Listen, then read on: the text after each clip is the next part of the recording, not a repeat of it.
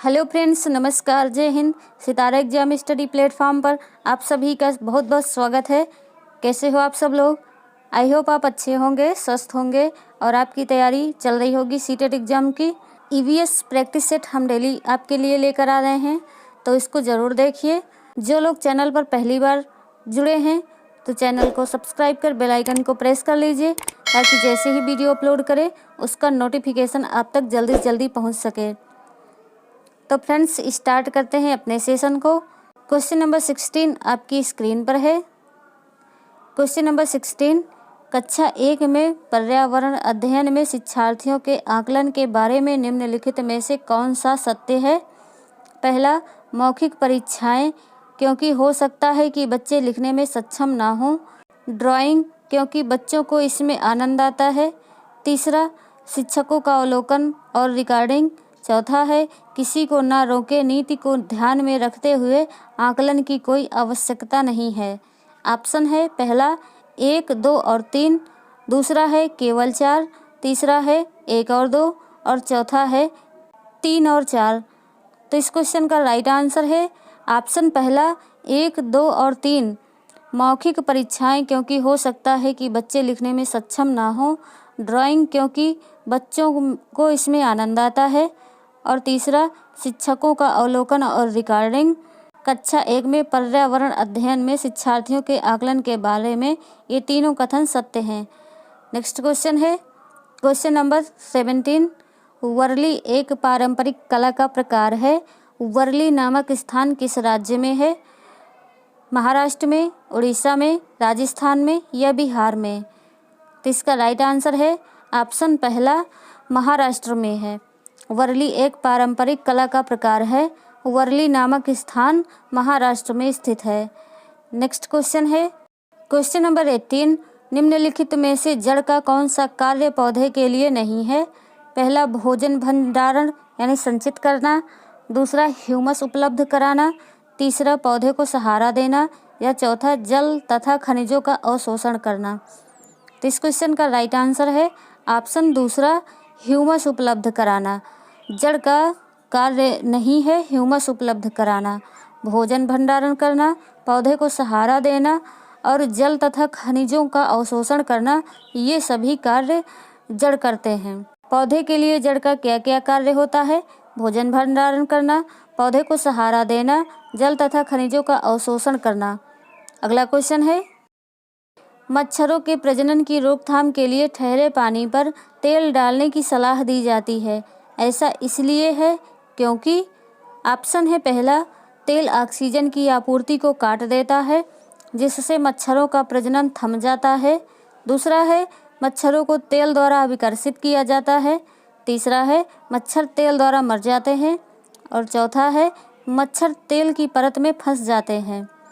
तो इसका right answer है ऑप्शन पहला, तेल ऑक्सीजन की आपूर्ति को काट देता है जिससे मच्छरों का प्रजनन थम जाता है, इसलिए मच्छरों के प्रजनन की रोकथाम के लिए ठहरे पानी पर तेल डालने की सलाह दी जाती है। नेक्स्ट क्वेश्चन है, क्या आपने अपने घर या स्कूल के आसपास जानवर देखे हैं जिनके छोटे बच्चे हैं? अपनी नोटबुक में उनके नाम लिखिए। इस प्रश्न के माध्यम से किस प्रकार कौशल का आकलन किया गया है? ऑप्शन है पहला, वर्गीकरण एवं चर्चा। दूसरा है परिकल्पना एवं प्रयोग। तीसरा है न्याय के लिए सरोकार। और चौथा है अवलोकन एवं रिकॉर्डिंग। तो इस क्वेश्चन का राइट आंसर है अवलोकन एवं रिकॉर्डिंग। क्या आपने अपने घर या स्कूल के आसपास जानवर देखे हैं जिनके छोटे बच्चे हैं? अपनी नोटबुक में उनके नाम लिखिए। इस प्रश्न के माध्यम से अवलोकन एवं रिकॉर्डिंग कौशल का आकलन किया गया है। अगला क्वेश्चन है क्वेश्चन नंबर 21, ग्रामीण क्षेत्र के मकानों के ढांचे वहां की जलवायु यानी मौसम की स्थिति से संबंधित होते हैं। एक गांव के मकानों के लक्षण नीचे दिए गए हैं। पहला, मजबूत बांस के खंभों पर बने होते हैं। दूसरा, अंदर से भी मकान लकड़ी के ही बने होते हैं। तीसरा, मकान जमीन से लगभग 3 मीटर से 3.5 मीटर ऊंचाई पर बने होते हैं। चौथा, मकान की छतें ढालू होती हैं। यदि इस गांव में भारी वर्षा होती है तो यह गांव किस राज्य में होना चाहिए? ऑप्शन है पहला असम, दूसरा उत्तर प्रदेश, तीसरा राजस्थान या चौथा बिहार। तो इस क्वेश्चन का राइट आंसर है ऑप्शन पहला असम में। क्वेश्चन नंबर 22, सीढ़ीदार कुएं अथवा बावली, जिसे बावड़ी कहते हैं, से संबंधित निम्नलिखित कुछ कथन दिए गए हैं।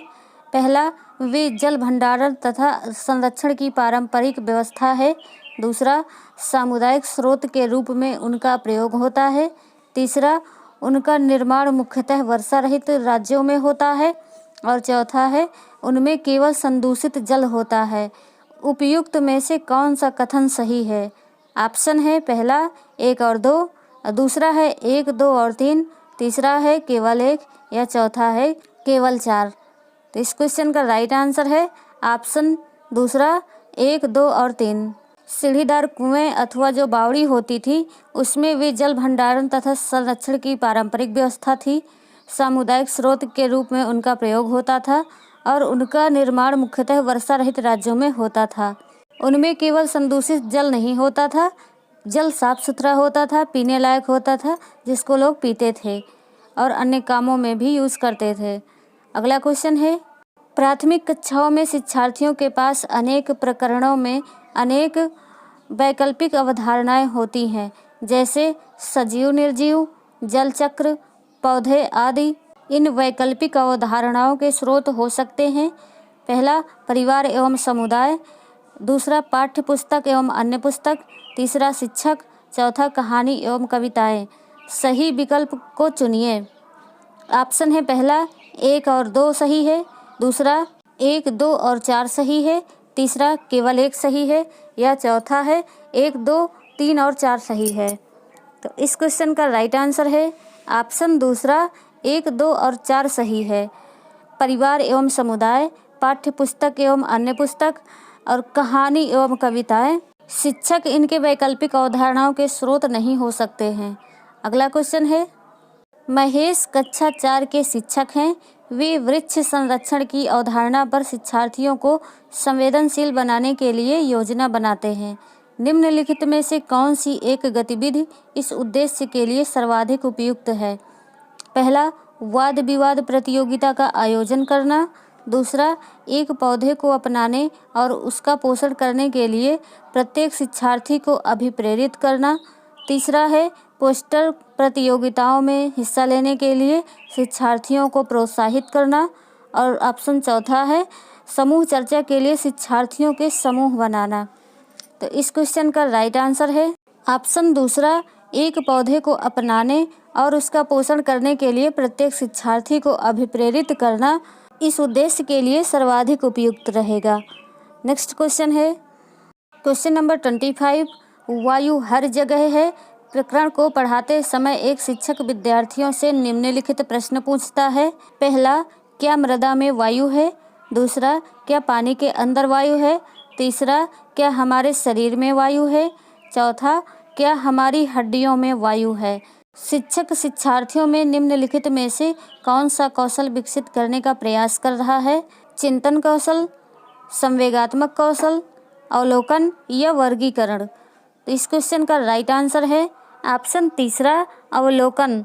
शिक्षक शिक्षार्थियों से प्रश्न पूछकर अवलोकन कौशल को विकसित करने का प्रयास कर रहा है।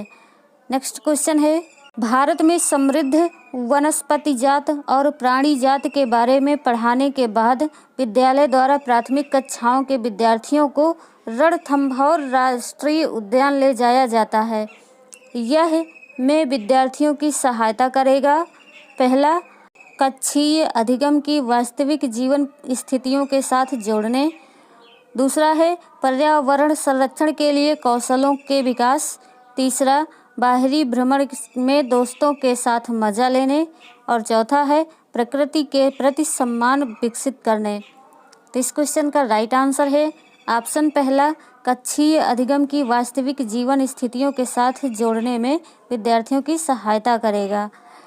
अगला क्वेश्चन है, एक संतुलित प्रश्न पत्र बनाने के लिए निम्नलिखित चरणों के क्रम में से कौन सा सही तरीका है? पहला, डिजाइन तैयार करना। प्रश्न लिखना, अंक योजना तैयार करना, ब्लूप्रिंट से मिलान करना। दूसरा ऑप्शन है प्रश्न लिखना और उसका संपादन करना, डिजाइन से मिलान करना, ब्लूप्रिंट तैयार करना और अंक योजना लिखना। तीसरा प्रश्न लिखना, ब्लूप्रिंट तैयार करना, डिजाइन से मिलान करना और अंक योजना लिखना। चौथा है डिजाइन तैयार करना, ब्लूप्रिंट तैयार करना, प्रश्न लिखना और उनका संपादन करना, अंक योजना लिखना। तो इस क्वेश्चन का राइट आंसर है ऑप्शन 4, डिजाइन तैयार करना, ब्लूप्रिंट तैयार करना, प्रश्न लिखना और उनका संपादन करना, अंक योजना लिखना। एक संतुलित प्रश्न पत्र बनाने के लिए सबसे पहले डिजाइन तैयार किया जाता है, फिर ब्लूप्रिंट तैयार किया जाता है, फिर प्रश्न लिखा जाता है और उनका संपादन किया जाता है, फिर इसके बाद अंक योजना लिखा जाता है। यही तरीका सबसे सही तरीका होता है। अगला क्वेश्चन है क्वेश्चन नंबर 28।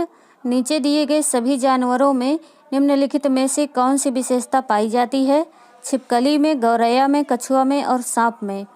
ऑप्शन है पहला वे अंडे देते हैं, दूसरा वे जहरीले होते हैं, तीसरा वह भूमि एवं जल दोनों में रह सकते हैं और चौथा है उनके शरीर सल्क के ढके होते हैं। तो इस क्वेश्चन का राइट आंसर है ऑप्शन पहला वे अंडे देते हैं।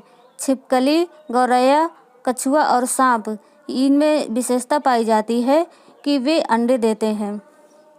निम्नलिखित में से किसकी सुनने की शक्ति इतनी तीक्ष्ण होती है कि वह वायु से पत्तों के हिलने की ध्वनि और घास पर किसी जानवर के चलने की ध्वनि में अंतर कर सकता है? बाघ, गिद्ध, रेशम का कीड़ा या कुत्ता। तो इस क्वेश्चन का राइट आंसर है ऑप्शन पहला बाघ। बाघ के सुनने की शक्ति इतनी तीक्ष्ण होती है कि वह वायु से पत्तों के हिलने की ध्वनि को और घास पर किसी जानवर के चलने की ध्वनि में अंतर कर सकता है। क्वेश्चन नंबर 30 है निम्नलिखित में से कौन सा कीट मधुमक्खियों की भांति कॉलोनी यानी बस्ती में एक साथ नहीं रहता है? ततैया, चींटी, दीमक या मकड़ी। तो इसका राइट आंसर है ऑप्शन 4 मकड़ी। मकड़ी एक ऐसा कीट है जो मधुमक्खियों की भांति कॉलोनी यानी बस्ती में एक साथ नहीं रहता है। मकड़ी अकेले रहता है अपना जाला बनाकर। तो फ्रेंड्स, आज का ये सेशन आपको कैसा लगा कमेंट करके ज़रूर बताइए। वीडियो को लाइक कीजिए, शेयर कीजिए, चैनल को सब्सक्राइब कीजिए। नेक्स्ट वीडियो में फिर मिलेंगे, तब तक के लिए जय हिंद, वंदे मातरम।